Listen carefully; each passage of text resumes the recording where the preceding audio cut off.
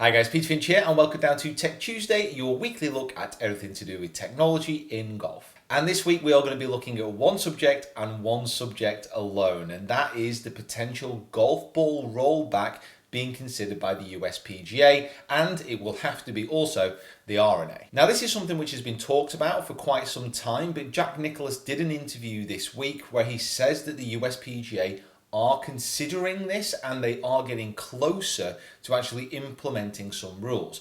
Now this interview, this is on the Golf Channel website. What I'm going to do is just take excerpts of it just to show you what he said. Yeah, we used to play golf courses 6,500 yards, 6,600 yards. That was a championship golf course. Today you're 75 or 600 yards. The older golf courses, the tees and greens were very close together. The golf courses built today, they spread them out for real estate purposes. I think it just takes longer to play. Now, I don't think that's good. The golf ball is something that brought back, if you bring it back 20%, that really brings it back to about what it was when about 1995 when we played the last wound golf ball. I had dinner with Mike Davis Sunday night. And Mike said, he says, we're getting there. He says, we're going to get there. And I said, he says, I need your help when we get there. I said, that's fine. Happy to help you. I said, I've only been yelling at you for 40 years. I said, I assume you're going to study it for another 10 years or so, though. And I said, no. And he said, we're not going to do that. He says, I think we're getting closer to being able to get agreements with the R&A to be able to do some things and be able to help. Because the R&A's been sort of didn't want to do anything. When I was growing up, the best player at the club was the one who kept it down the middle, bumped it up around the green, and he was the guy who wins the club championships. And they were playing in about 3 hours and 3 hours and 10 minutes. Doesn't happen today. So loads of interesting points. The full interview, I'll leave the link below so you can go check it out. But what he was saying, Jack Nicklaus doesn't really strike me as the type of person who's going to lie or just say something for effect, because you can kind of tell in the whole interview that his passion behind this is real. If he is saying that the USPGA are getting closer to making a decision where that golf ball will be rolled back, then it probably will happen. And what we're going to talk about and what I want you guys to discuss also below is if this is a good thing. What we're going to do is go through the pros, go through the cons, and then hopefully you guys can come to a conclusion. And I might come to a conclusion at the end as well. So one of the big pros to rolling back this golf ball, and Jack Nicklaus said in the interview, 20%. And there's also a really good little graphic here that I'll throw up, which was on My Golf Spy. Now bear in mind this is a tour player, and a lot of what Nicklaus was saying was based around what tour players are doing, but then he also did go on to mention and talk about the amateur golfer and how a golf ball going longer is actually creating more slow play, which I thought was an interesting take. So the pros to actually rolling back the golf ball. The main one that was being touted by Nicklaus and what a lot of people have been saying for quite some time is that it would make some of the greatest courses in the world less obsolete and actually bring them back to the forefront of many people's minds. And it is the case that so many of the older courses, they are being overpowered, by some of the best players in the world who hit the ball the furthest. A lot of the trouble that was implemented by course designers when these courses were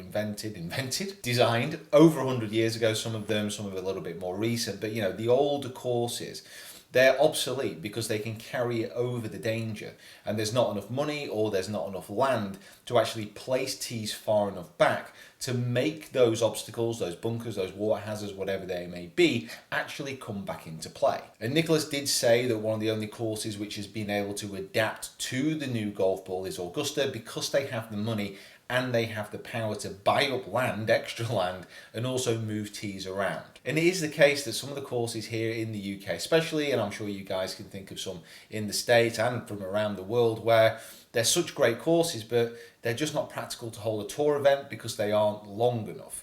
And what you would find is that when players play those courses, it would be an absolute birdie fest because of the shortness of the course. And what Nicklaus was also saying is that by rolling back that golf ball, it would bring back another element into the game of accuracy, and also it could potentially make golf rounds quicker because average players wouldn't be having to play on these massive long courses that have been built, but then also when they hit it offline, it'll be going less into trouble.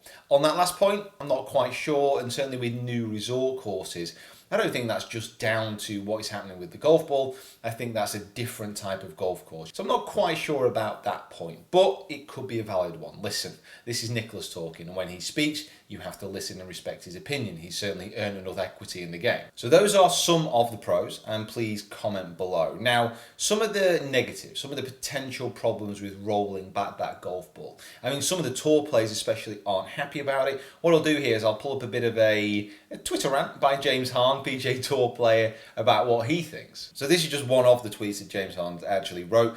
Breaking news: in addition to limited flight golf balls, the USGA plans to ban working out, proper diet and swinging faster than 105 miles an hour. They're also planning on removing the 3-point shot rule in the NBA. Now, I think what James Hahn is alluded to here is that times have changed. You know, golfers are fitter, they are swinging it harder, they are swinging it faster. That in conjunction with modern golf technology, so drivers, irons and all the rest of it, in combination with the ball, it's a completely different game in the modern era. And he's got a point, and this is where you need to be asking yourself, let's say as viewers of golf, so golf fans watching the very best players in the world, what would you rather watch? What would you rather watch? Would you rather watch a Jim Furyk type character, someone who just plods it along, doesn't hit it very far, but hits it straight, shapes shots, has a little bit more creativity?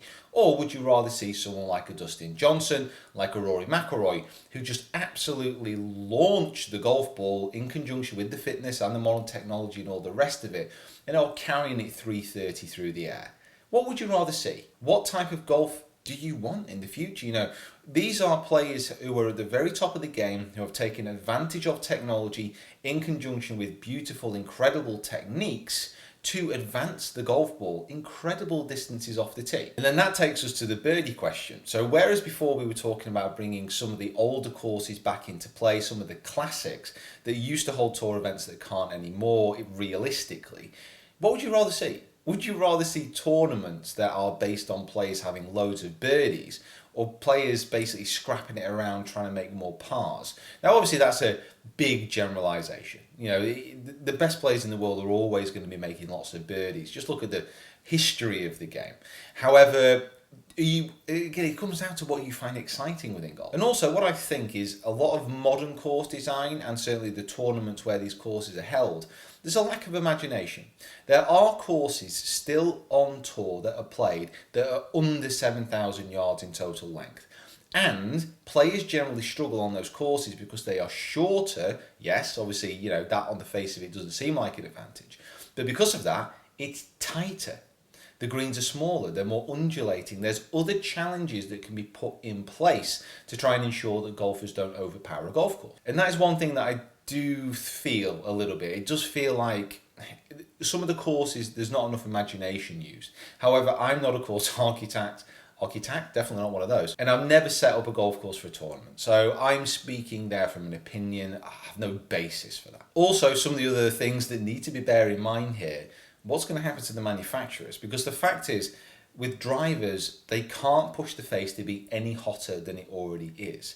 The golf ball, with having little restriction on there, that was one area that they could really pour a lot of resource into.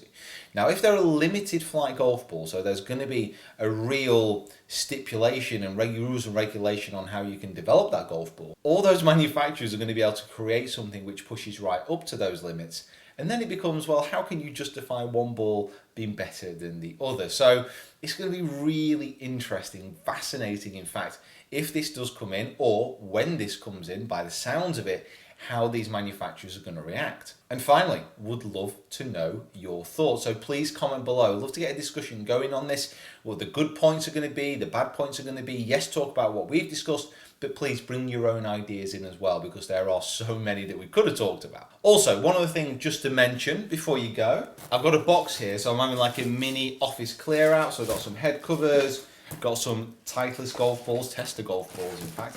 I've got selfie stick, I've got a couple more dozen balls, I've got some grips in here as well from P2. I'm going to do a little bit of a mini office clearance. I'm not going to do this on YouTube. If you hop over to my Instagram, which is linked below, I'm going to try and do that about the same time that I release this video. So go check it out below and enter via Instagram. Right guys, thank you so much for watching. Please subscribe to the channel if you haven't already. Follow me on my other social media platforms as well. Again, love to hear what you think, and we'll see you down here next time.